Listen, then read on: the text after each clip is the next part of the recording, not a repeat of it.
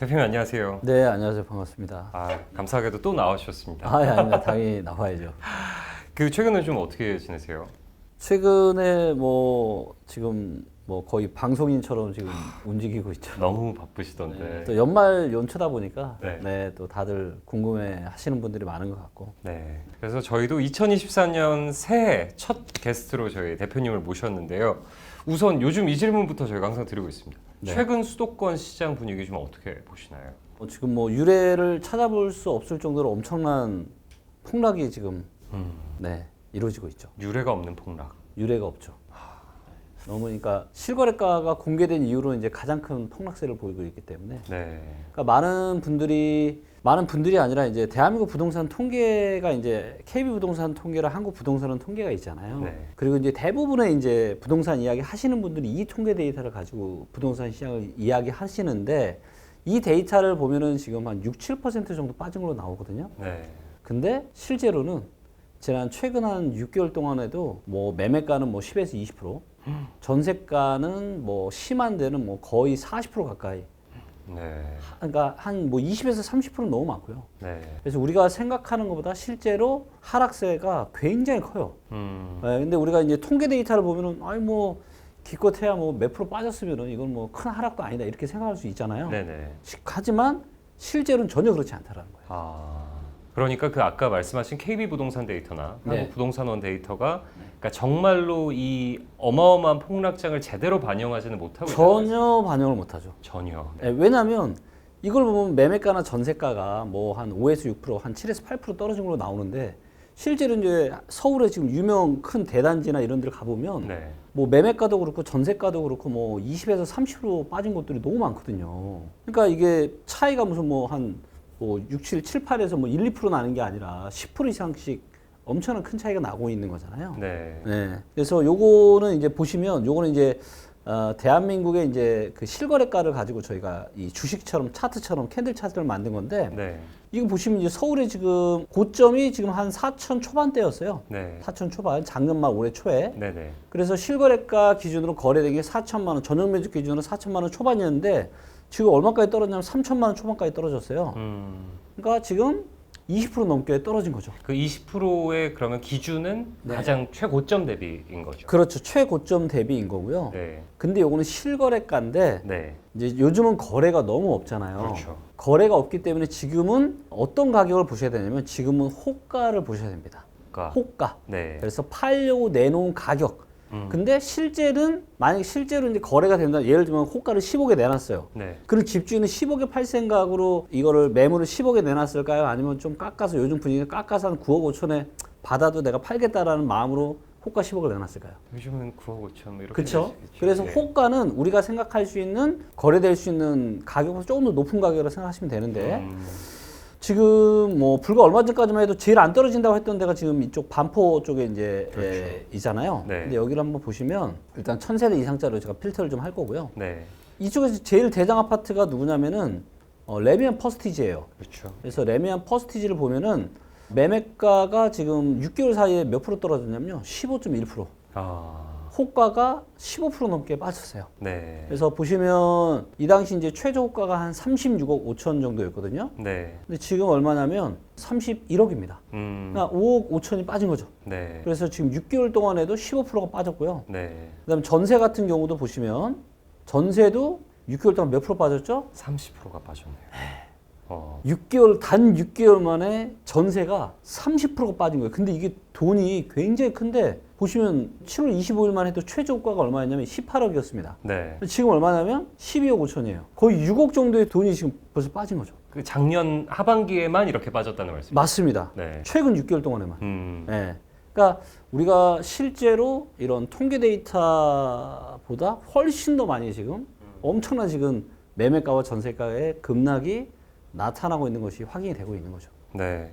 그 대표님께서 작년 저 여름에 출연해 주셨을 때 네. 아파트 시가총액이 46% 정도 고평가돼 있다 이렇게 말씀을 해주셨습니다. 네, 맞아요. 당시에도 이제 대표님께서는 40% 이상 떨어질 수 있다 네. 이렇게 말씀해 주셨는데 네. 그럼 지금 상황은 네. 그거에 근접하게 가고 있는 건가요? 그렇죠. 지금 이제 보시면 여기 이제 분석에 들어가서 통화량 대비 아파트 시가총액 데이터가 여기에 있거든요. 네. 그래서 이걸 보시면 지금 이제 좀 떨어졌죠.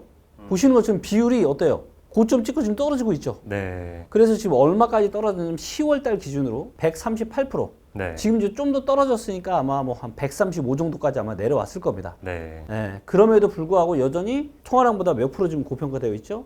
35%. 네. 근데 이제 통화량은 계속 늘어날 거잖아요, 앞으로. 네. 그러면 지금보다 통화량보다 좀 저평가되려면 30%, 최소한 30% 정도는 좀 더 떨어져야 네. 아마도 통화량보다 더 밑으로 내려오지 않을까 그렇게 생각합니다. 근데 통화량보다 이번 하락장은 밑으로 분명히 내려갔다가 다시 올라갈 거라고 대표님. 그럼요. 예, 저는 당연히 그렇게 봅니다. 네. 우리가 금융위기 이후에도 통화량보다 밑으로 떨어졌고, 네. 자 이걸 보시면 이제 확실하게 이제 보이시죠. 네. 그래서 이 파란색 선이 통화량이고, 네. 이 빨간색 선이 아파트 시가총액인데, 보시는 건 아파트 시가총액 꺾이면서 내려오고 있고 통화량 올라가고 있죠. 네. 네, 그래서 얘가 또 다시 이 밑으로. 그래서 보시는 것처럼 2004년, 5년에도 이제 통화량보다 시가총액 밑에 있었고요.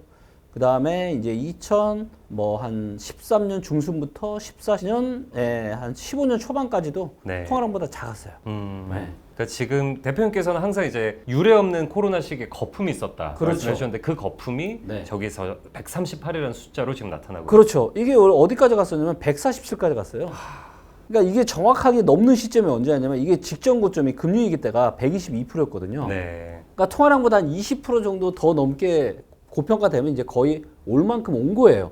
그래서 이게 언제쯤 다 올 만큼 왔냐? 원래라면은 2020년 3월 달에 거의 올 만큼 온 거죠. 네. 그래서 여기서 올라봐야 그렇게 크게 오르진 않았을 거예요. 그런데 누구도 예상 못한 코로나가 터졌고, 네. 그러면서 금리를 역사상 가장 낮은 금리로 낮추고, 그리고 유동성을 풀면서, 네. 그러면서 주식, 코인, 부동산으로 엄청난 돈이 들어갔죠. 네. 거기에 7월 달에 또 지난 정부가 임대차 3법을 통과를 시키면서 그렇죠. 전세 가격이 급등을 했고, 이게 또다시 전세가 급등하니까 아예 차라리 워낙 금리도 싸니까 내가 집 사버리겠다 네. 해서 많은 MZ 세대들이 그때 영끌. 영끌에서 또 집을 사면서 그렇죠. 보시는 것처럼 이 통화량 대비 저평가 인덱스가 147까지 말도 못할 정도로 사실은 고평가 됐던 거죠. 그러니까 유례 없는 폭등이었고 맞아요. 이제는 유례 없는 폭락이 올 거다. 그렇죠. 그래서 제가 누누이 방송에서도 제가 작년까지 했던 얘기가 뭐예요? 산이 깊으면 골이 깊다. 골이 깊다. 이 얘기를 네. 제가 정말 많이 했었거든요. 네. 근데 아니나 다를까 올해는 골이 굉장히 깊어지고 있고 무엇보다 그래도 이제 올해 한 중순 정도 아니 올해가 아니지 이미 네. 2022년 중순까지는 네. 그래도 하락폭이 아주 크진 않았어요. 음. 네, 그때만 해도 뭐 상승한다 말들도 네, 여전히 상승한다는 얘기도 정말 많았고. 그렇죠. 예. 근데 이제 7월, 8월 지나고 나서부터 10월, 11월, 12월 마지막 4분기는요. 네. 거의 뭐 완전 이거는 폭락세였습니다. 폭락세. 엄청난 폭락세. 근데 그 폭락세 4, 4분기의 폭락세가 올해 상반기까지는 계속 이어질 거. 계속 이어지죠. 네. 자, 그런데 뭐 조금 이따 아마도 질문을 하시겠지만 네. 그러다 보니까 사상 유례를 찾아볼 수 없을 정도로 엄청난 폭락이 이루어지다 보니까 저는 정말 놀랐거든요. 정부에서 너무 발빠르게 뭐 그냥 며칠마다 지금 계속 정책들을 꺼내고 있잖아요. 네네. 그래서 아마도 지금 굉장히 이제 1월 3일 대책이 꽤나 좀 강력한 대책이기 때문에 네. 지금 이제 이 쏟아지는 이 급락하는 부동산 시장 이렇게 조금이나마 조금 급락하는 모습을 조금은 좀 완화시킬 수 있을 만큼의 정책이진 않을까 그렇게 생각합니다. 그럼 제가 이 질문부터 그러면 드리겠습니다. 이게 정부가 뭐 말씀하셨던 것처럼 그 중도금 대출 규제도 폐지했고요. 그렇죠. 그다음 분양권 전매 제한도 폐지했습니다. 맞아요.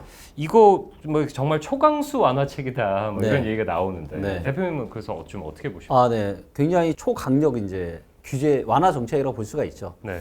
하지만 그럼에도 불구하고 이 부동산 시장은 거대한 항공모함과 똑같아요. 네. 그러니까 한번 방향을 이미 하락으로 틀었잖아요. 네. 그렇기 때문에 이런 부양 정책을 펼친다고 해도 얘가 다시 그럼 돌아서 대세상으로 다시 또 갈 거냐? 그거는 택도 없다. 네. 예, 왜냐하면 이미 코로나 때 이것도 데이터를 제가 한번 보여드릴게요. 자, 이 데이터는 뭐냐면요. 대한민국 전국의 아파트 거래 대금 데이터예요. 자, 실거래가가 이제 2006년부터 공개가 됐는데요.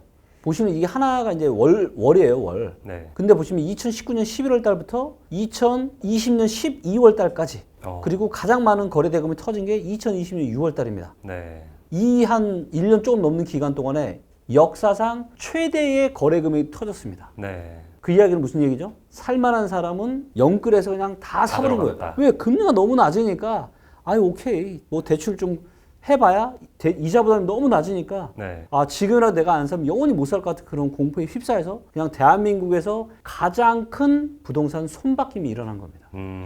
자 그러면 2030 세대가 영끌까지 해서 대한민국 부동산 역사상 물론 실거래가 공개된 이후로 그전 데이터는 없기 때문에 아마 근데 이런 거래 대금은 없었겠죠. 네. 예전에 아파트도 쌌으니까 가장 큰 이런 거래 대금이 터졌다는 건 뭐예요? 더 이상 살 수 있는 사람이 있다 없다? 없다. 없다. 네. 그런데 문제는 뭐냐면 안 그래도 여력이 있는 사람이 그러니까 집을 더 이상 살 만한 사람은 이미 코로나 버블 때 다 샀어요. 네. 그러면 이제 살 수 있는 여력이 있는 사람이 얼마 없겠죠. 자, 이분들의 이제 호주머니 사정을 봐야 되는데 호주머니 사정은 크게 두 개로 나눌 수가 있습니다. 네. 하나는 가지고 있는 자산이 있을 거고요.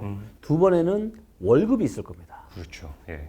자, 그럼 우리가 가지고 있는 자산 보통 뭐 주식, 부동산, 코인 뭐 이 정도가 있겠죠. 크게. 네네. 자, 이거 전부 다 어떻게 됐죠? 지금 박살났죠. 다 박살났죠. 네. 그러면 가지고 있는 자산이 쪼그라들었죠. 네. 자, 그리고 근데 급여는 어때요? 그러면 적죠. 급여는 뭐 근데 내가 나가는 지출은 내가 쓰는 생활비와 그 다음에 대출 이자가 있을 겁니다. 네. 자, 생활비 어떻게 됐죠? 말도 못하게 지금 올랐잖아요. 네네. 거기다가 대출 이자는 코로나 시대보다 이미 2배 이상 올라갔죠. 네. 자, 그러면 그러니까 우리가 돈이 있어야 부동산을 살 거잖아요. 자, 그러면 이 부동산을 살 수 있는 여력이 있을까요? 없을까요?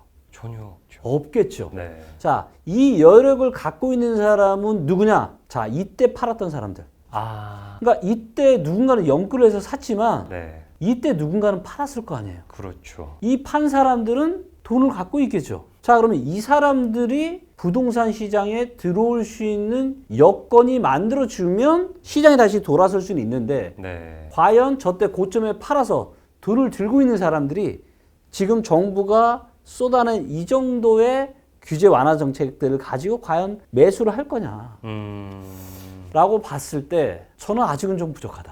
아, 그러면 이번 완화책이 좀 부족한 면이 있다는 말씀이신 건가요? 그렇죠. 왜냐하면 이제 이런 패턴들은 과거에도 유사하게 진행이 돼 왔었습니다. 그러니까 네네. 부동산 시장이 안 좋으면은 항상 이런 정책들이 나왔어요. 네. 근데 이거는 뭐예요? 절대로 대세를 돌릴 수 없다. 이런 거랑 똑같은 거죠. 우리가 부동산 시장이 올라가면은 규제 정책을 시작하잖아요. 그렇죠. 근데 규제를 때리면 꺾어질 줄 아는데 잠깐 주춤하다가 다시 올라가죠. 네. 이거를 몇 년 동안 반복을 해요? 4, 5년을 반복을 하는 겁니다. 네. 자, 반대로 부동산 시장이 하락을 시작을 합니다. 네. 그럼 이제 뭘 해요? 부동산 완화 정책들을 합니다. 규제를 철폐하고 완화 정책을 해요. 근데 금방 좋아져요? 안 좋아집니다. 네. 자, 만약에 단기적으로는 좋아질 수 있는 가능성이 있는 게 뭐냐면 금리를 급속도로 낮추고 그 다음에 시중 유동성을 풀어요. 네. 만약에 그러면 단기 바닥 찍고 단기 상승이 나올 수 있어요. 네. 근데 지금은 그런 상황이에요? 아니에요? 그럴 수 없죠. 그럴 수 없죠. 오히려 금리를 지금 더 올린다 그러잖아요. 네, 네. 예, 어제 미 연준에서도 또 이야기 했잖아요. 네. 그죠? 금리나 기대하지 마라. 택도 없다. 이 이야기를 다시 한번 확인시켜 줬잖아요. 네. 그렇기 때문에 이 정도의 정책 가지고는 그냥 잠깐 떨어지는 이 속도를 조금 완만하게 이제 만들어 주실 정도밖에 안 되는 거지. 이걸 다시 터닝해서 상승으로 돌아간다? 이거는 진짜 택도 없습니다. 근데 또 이제 원희룡 장관 하는 말 들어보면 네. 아직 부동산 가격 너무 비싸다 이런 메시지도 맞아요. 들어오죠. 너무 비쌉니다. 무슨 뜻일까요? 완화책은 내면서 네. 여전히 비싸다. 이거는 어떻게 해석해야 그렇죠. 할까요? 그러니까 여전히 내려갈 수밖에 없지만 네. 근데 이게 너무 심하게 내려가면 지금과 같은 속도로 내려가면은 대한민국 경제에 미치는 파장이 너무 크기 때문에 조금이나마 이제 어떻게 보면 이제 저는 그렇게 생각하고 정부의 역할은 뭐냐면 네. 떨어질 때 조금 덜 떨어지게 만들고 올라갈 때 너무 심하게 올라가지 않게끔 만드는 게 저는 정부 역할이라 하고 있거든 생각하거든요. 그렇다면 지금은 부동산 시장이 지금 유례를 찾아볼 수 없을 정도로 급락의 모습을 보이고 있기 때문에 정부에서는 당연히 이거를 떨어지는 속도를 좀 완화시키기 위해서 이런 정책들을 펼쳐내는 게 저는 맞다라고 보고 있고요. 네. 자, 이제 이 고평가된 이 부분은 아마도 이제 대부분은 이제 이 소득 대비한 저평가를 많이 볼 텐데요. 네. 이걸 이제 보시면 여기 이제 보시면 소득 대비한 저평가 데이터가 다 있거든요. 전체로 해서 지난 한 20년 동안의 이제 소득 대비한 저평가 인덱스를 보게 되면 네. 지난 이제 2007년 8년의 고점이 한 18 조금 넘었습니다. 네. 네, 요 정도 됐고 최근의 고점이 한 27. 엄청나죠. 네. 근데 14, 15년의 저점이 얼마였냐면 12.7, 13이 안 돼요. 자, 지금 좀 떨어졌죠? 떨어져서 얼마냐면 25쯤 되나요? 떨어져서 25 정도 됩니다. 네. 근데 저점이 얼마야? 13. 만약에 지난 저점까지 떨어진다면 지금부터도 한참 가야 됩니다. 한참 더 떨어져야죠. 물론 이제 소득은 조금씩이나마 올라갈 거니까. 네. 근데 이것만 놓고 봐도 뭐예요? 아직도 좀 떨어지긴 했지만 여전히 너무 비싸다. 그러니까 여러분들이 지금 굉장히 많이 떨어졌다고 생각할 수 있는데 이거는 뭐냐면 2020년이나 21년에 폭등했던 거 있죠. 네. 이건 머릿속에 지우셔야 돼요. 원래는 없었어야 돼요. 이런 일이. 코로나가 안 터졌으면 이런 일이 없었다니까요. 네. 그런 거품이 생길 수가 없었어요. 그래서 그거는 20년, 21년 가격은 사실 말도 안 되는 가격이고요. 그래서 이제 19년 말 20년 초 가격부터 그때부터 거품 빠져서 떨어진다고 생각하면 되고 이제 그 정도 가격 온 겁니다. 지금. 코로나 이후에 오른 분은 당연히 떨어지는 거고. 네, 그거는 그냥 당연히 떨어지는 거 말도 안 되는 거품이었기 때문에. 네. 네. 그러니까 적어도 19년도 말 그때를 기준점으로 해서 그거보다 더 떨어진다는 말씀. 그렇죠. 20년 한 초중반. 그래서 그때부터 떨어져야 되고 저는 아마도 한 17년에서 18년 정도까지 가격이 떨어져야 좀 제 기준에서는 그 정도는 떨어져야 메리트 있는 가격이 아닌가 그렇게 생각합니다. 그러면 이게 하락장이라고 해서 이제 막 기회가 왔다라고 생각해야 될 때는 그 정도 가격까지는 좀 그렇죠. 기다려봐야겠네요. 그 정도 가격까지는 좀 기다리시는 게 좋지 않을까 싶습니다. 알겠습니다. 그 대표님 지난번